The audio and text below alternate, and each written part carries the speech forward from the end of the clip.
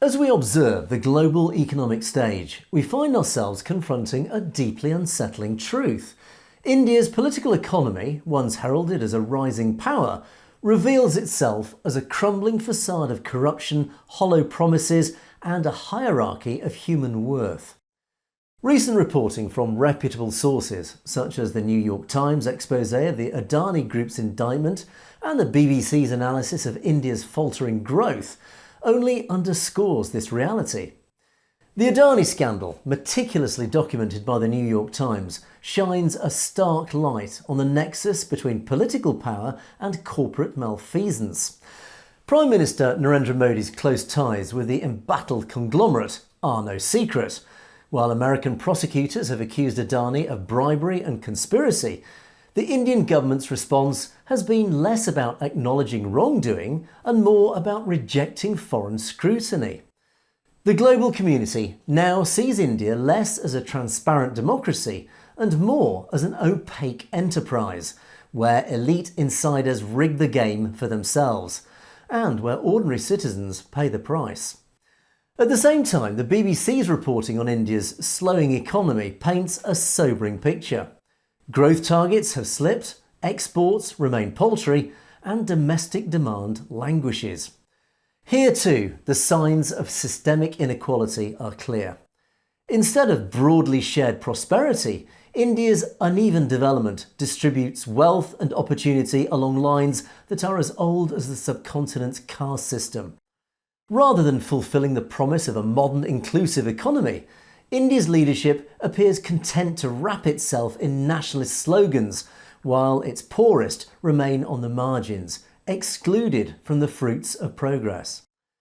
This exclusion is not merely accidental, it is doctrinal. The Hindutva ideology that holds sway over India's current political class is fundamentally opposed to the universal equality taught by Guru Nanak and cherished by Sikhs worldwide. Guru Nanak's teachings proclaimed that all humans are one, equal in worth and dignity.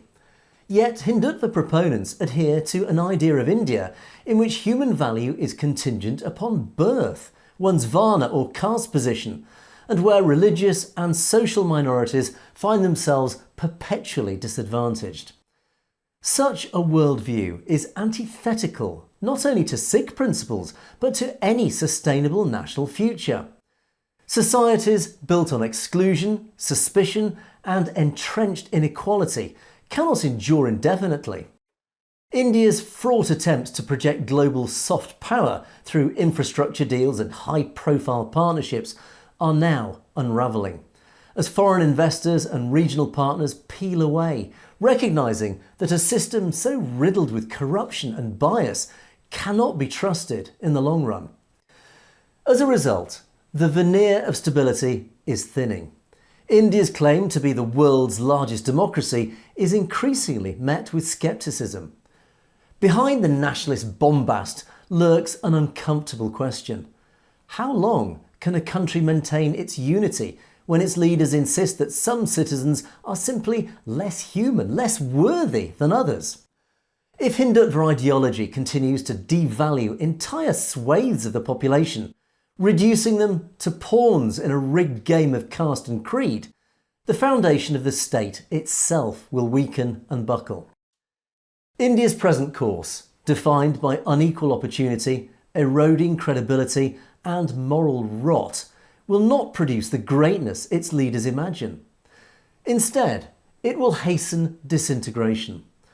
The moral architecture of a just society, championed by Guru Nanak's vision of human equality, cannot coexist indefinitely with a hierarchy that denies that very principle.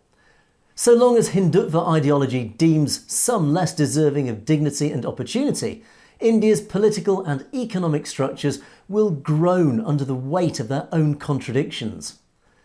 The lesson is clear. No nation that enshrines inequality at its core can stand the test of time. If India clings to a worldview that elevates some and subjugates others, its disintegration is not a matter of if, but when.